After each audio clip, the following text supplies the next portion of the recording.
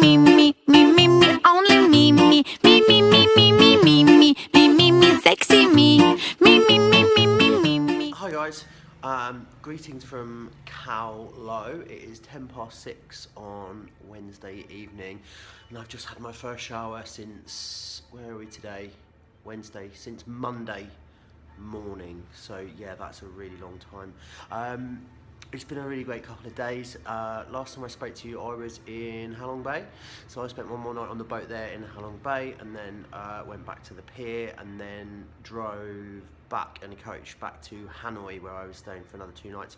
On the way back to Hanoi, we stopped at a fishing village called Duk, and we saw Water Puppy Show, which is probably the most Vietnamese thing in the world ever.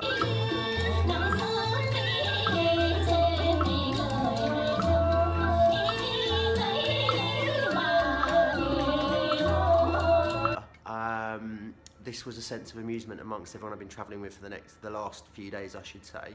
It's hard to explain without you seeing it, but the joke is that I'm going to do a one-man water puppet show when we get home, and maybe tour it around, see how that goes. Donga donga donga donga. Next show.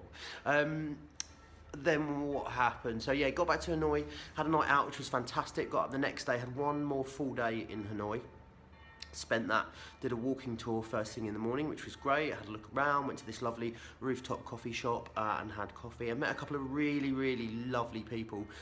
Met a girl called Michelle from Amsterdam, and a girl called Stephanie, who is from Switzerland. We went and explored a little bit more around Hanoi on our own. We went and had Vietnamese barbecue, which was absolutely amazing. It's almost like I guess like a raclette type situation. You sit around, there's this marinated meat, really lovely. And Hanoi was absolutely buzzing too, because there's preparations now for Tet, which is the Vietnamese New Year, same as the Chinese New Year, the Lunar New Year. So there's lots of like different rituals and stuff that's going on. Everywhere you go, there's these little sort of mini orange trees that people buy and put outside their house. People burning as well, loads of sort of fake dollar bills, and also clothes, something to do with burning them and sending them as a gift for Tet to the afterlife. It was great, absolutely wonderful. Loved Hanoi. And yeah, that was also the day, Monday, that I organised my bike, Wendy the Wave, the 110cc semi-automatic motorbike, which is going to take me all the way to Ho Chi Minh City. So really excited about that. It's absolutely brilliant. I'm totally made up with it. And then had another night out there on Monday night, and Tuesday was the day when I finally had to get on the bike and leave Hanoi. And the traffic is just ridiculous. I'd had one quick go on the bike on the Monday, following the guy that I bought the bike from when I got lost and was stuck on Hanoi's version of Piccadilly Circus, and then had to find my way back to the shop. But started to get out of Hanoi, got nearly sort of to the round of the highway, and then sort of saw this massive 8-lane highway and was like, great, jump on there. I went to get on, people were waving me down, flagging me down, no motorbikes allowed on that highway. So managed to go the wrong way, back up the highway, get off the highway, get onto another highway, and by this time I'd been going for 2 hours maybe, and I was doing only meant to be a 3-hour journey to Ninh Binh.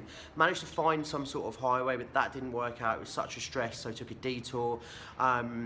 And it was pretty rough going, really quite rough. And then all of a sudden, I just seemed to hit the countryside, and the road opened up, and it was beautiful. You could see the mountains, the sun came out. It was absolutely incredible, but it was soon time to get back on the highway again. Highway 1 is the highway that connects Hanoi to Ho Chi Minh City. It's the coast road, and it's just deadly, absolutely awful. There's buses, motorbikes that have got, I don't know how they get this stuff on and still keep these motorbikes upright. It's not a nice place, it's dusty, it's dangerous as well, so we're going to try and stay off that as much as possible. I finally got to last night's hostel, which was Cua Lo Eco Homestay, it was called, and it was really lovely. Again, through these really nice mountain passes, this little it was just kind of like a farm, I guess, but it was a really beautiful setting. The only problem was it's quite cold in northern Vietnam at the moment. It's about, over a good night, I'd say it's about 8 degrees maybe, which is quite cold, and obviously nowhere has any heating, so it's freezing, and the beds in the dorm were, well, they were just sheets of wood really. There was nothing to lay on. They were so uncomfortable. Met some really great people there, 3 girls from England and a guy from Australia. we gave an impromptu English lesson. I can't even do English, clearly. We gave an impromptu English lesson to some of the local kids, about 20 of them, from the little village we were staying in. That was really nice. It was a really cool place, but today I had a really long run on the bike, so I had to be up early, but also met two girls as well, German girl and an Australian girl, late last night, as I always sort of had my map out and was planning my route, and they're also heading south eventually to Ho Chi Minh, the same as me, so we agreed to travel together today. So we left Ninh Binh, we had to get back on Highway 1 again, unfortunately. Hopefully yesterday and today is the only 2 days we'll have to go on Highway 1. And we made our way to a town called Tan Hoa, which is basically just a crossroads. It's the road that runs across Vietnam to Laos, crosses the road that goes from north to south. So not much of a town. Stopped there, had some coffee, got some water, and all of the locals we started to realise are so friendly once you get out of the big city.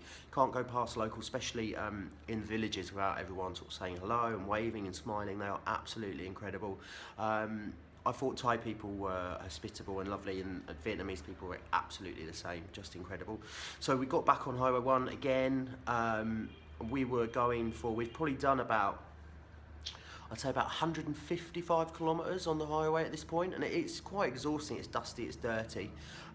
When we decided that we sat down, got some more coffee after we'd had some lunch, and we were looking at our maps and decided that if we sort of took a left turn, we could hopefully find this way out to the coast. And they looked like there was a really small sort of road that might take us down to Cua Lo, where we're staying tonight. So we took chance, took the left turn, went down and hit the ocean, and everything was better again. We were in awful moods before that point.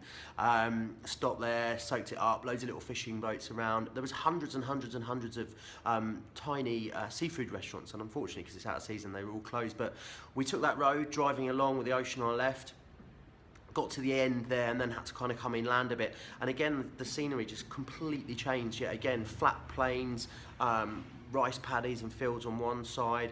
Then the next moment you were going through sort of this lush forest, these really kind of small paths going down on a motorbike with lots of other people coming the other way.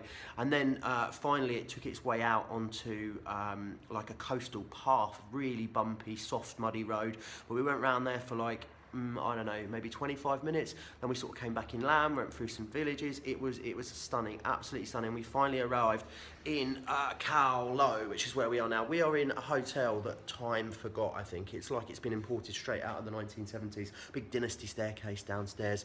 And this is Cua Lo behind me here. So really not an awful lot going on. Apparently this is where the Vietnamese come to holiday, but in the summer. So I think we're the only people staying in this hotel, called the Bank Star Hotel. Yeah, not the best, but it's only $15 US, I think, a night. So I mean, it's not exactly expensive, and it's not hostel. Was looking forward to a lovely warm shower, but there's no hot water, so just had a cold shower. But I'm gonna go out and get some food, and I will catch up with you probably in a couple of days. Whatever you're doing, take care, have a great day, and I'll speak to you soon. Bye.